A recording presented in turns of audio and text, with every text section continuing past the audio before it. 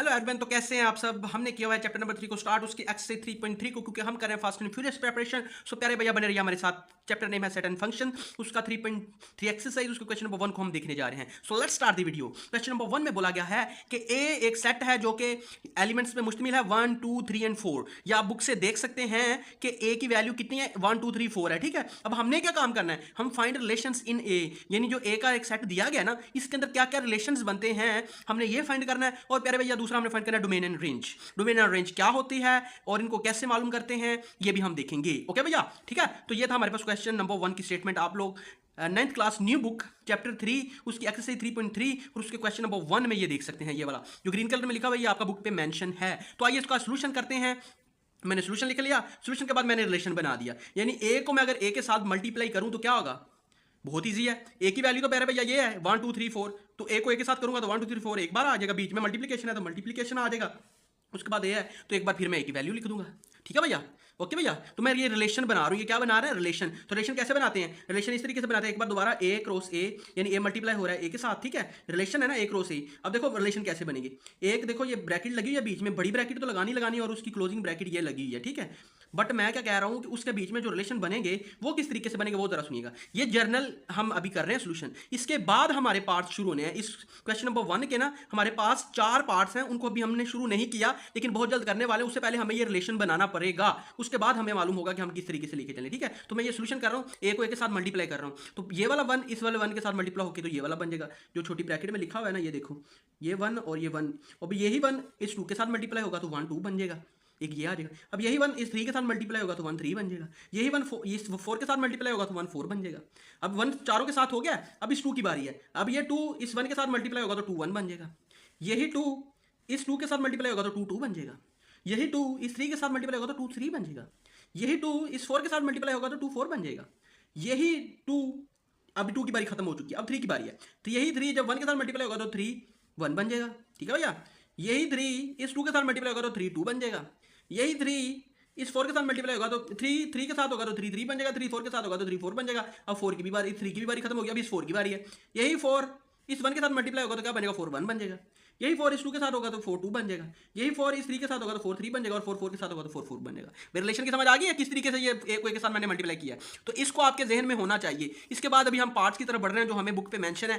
पहला पार्ट वो बोल रहा है कि इसको सोल्व करें। एक्स वाई यानी सेट दिया गया, एक्स वाई एक रिलेशन है, एक्स वाई और सच दैट वाई बराबर होना चाहिए एक्स के। तो प्यारे भैया जो जितने मैंने ये रिलेशन बनाए हैं यहां से लेके यहां तक, ये सारे के सारे जो ब्रैकेट के अंदर छोटे छोटे बने हुए हैं ना एलिमेंट्स, तो देखो ये एक ये छोटा ये है, एक ये है। अब इनमें से जो पहला एलिमेंट होगा ये एक्स होता है, ये वाई होता है, ये एक्स होता है, ये वाई होता है। यानी पहला पहला एलिमेंट एक्स होगा, दूसरा दूसरा वाई होगा। X y x y x y, तो ये सारे ऐसे ही हैं। ठीक है, यानी पहला एक्स होगा दूसरा वाई होगा, पहला एक्स होगा दूसरा वाई होगा। तो इनको देखते हुए हमने ये जो मैंने अभी रिलेशन बनाया है इसको देखते हुए हमें ये क्वेश्चन को सोल्व करना है। तो उसमें मैंने एक बार दोबारा बोला x y such that x बराबर होना चाहिए, वाई बराबर होना चाहिए एक्स की। तो आप मुझे बताएं कौन कौन सी इनमें से वैल्यू ऐसी हैं जहां पे एक्स और वाई बराबर है। तो एक तो वैल्यू मेरे पास निकल आएगी पहली ये वाली, जहां पे देखो एक्स भी 1 है वाई भी 1 है। यहाँ पे एक्स और वाई बराबर नहीं है क्योंकि एक्स 1 है वाई 2 है, तो ये भी नहीं है। एक तो ये वाली वैल्यू आ जाएगी, दूसरी कौन सी वैल्यू आ जाएगी, दूसरी भैया दे ये देखो ये वाली वैल्यू आ जाएगी। यहाँ पे भी 2 2 एक्स भी 2 है और वाई भी 2 है, तो एक ये वैल्यू आ जाएगी। उसके बाद कोई भी नहीं आएगी,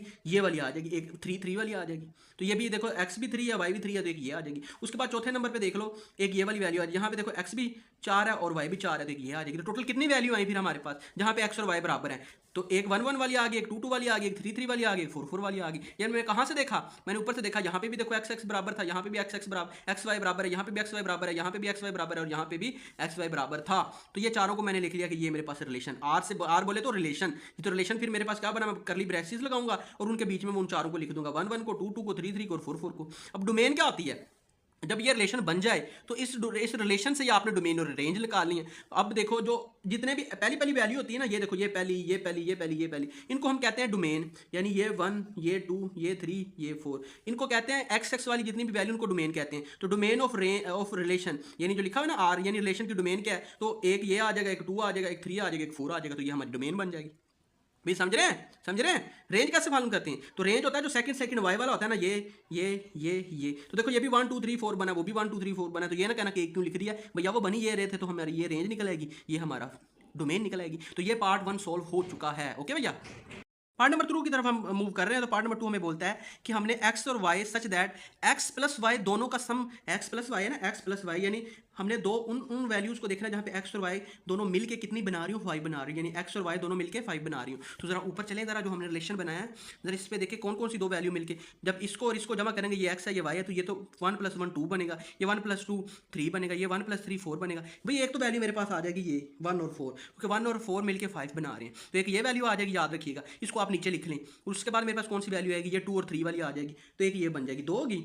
उसके बाद जरा देखें कि कौन सी बनी, ये 3, एक 2 और 3 वाली बनी, एक 3 और 2 वाली बन जाएगी, तो एक ये आ जाएगी, 3 होगी। उसके बाद देखिए कोई बन रही है, उसके बाद कोई नहीं बन रही, तो ये तीनों वैल्यूज जो है ना हमारे पास आ जाए। हाँ एक और बन रही है, 4 1 की भी बन रही है, ये देखो ये, ठीक है। तो ये चारों वैल्यू हमारे पास आ जाएंगी इसमें, क्योंकि हमने क्वेश्चन को देख के सोल्व करना है ना। तो पार्ट 2 में हमें बोला गया, ये देखो पार्ट 2 में हमें बोला गया था x और y का दोनों का सम कितना होना चाहिए, 5। तो मैंने रिलेशन बना लिया, पहले एक बार सोल्यूशन लिखा, सोल्यूशन पर क्वेश्चन को लिख लिया। अब रिलेशन मेरे पास क्या बना, 1 और 4 का, ये भी दोनों मिलकर 5 बनाएंगे, 2 और 3 का, ये भी 5 बनाएंगे, 3 और 2 का, ये भी 5 बनाएंगे, 4 और 1 ये भी प्लस करें तो 5 बनाएंगे। ये मैंने कहाँ से लिए, जो मैंने सबसे पहले रिलेशन बनाया था ना, ये वाला, ये सारा, ये तो इसको देखते हुए मैंने ये सारे का सारा ये 4 वैल्यूज लिखी हैं, इससे ज़्यादा आनी नहीं। अब डोमेन कैसे फाइंड करते हैं, मैंने बोल दिया, जो पहले पहले वाली होती है ये डोमेन होती है, दूसरी रेंज होती है। तो 1 2 3 4 1 2 3 4 देखो नीचे आ गया। रेंज कैसे फाइंड की, रेंज देखो दूसरे वाला, पहले पे 4 था, फिर 3 था, फिर 2 था, फिर 1 था, तो 4 3 2 1 मैंने एक सीक्वेंस में लिख दिया, तो ये हमारी रेंज फाइंड होगी। भाई समझ रहे हैं।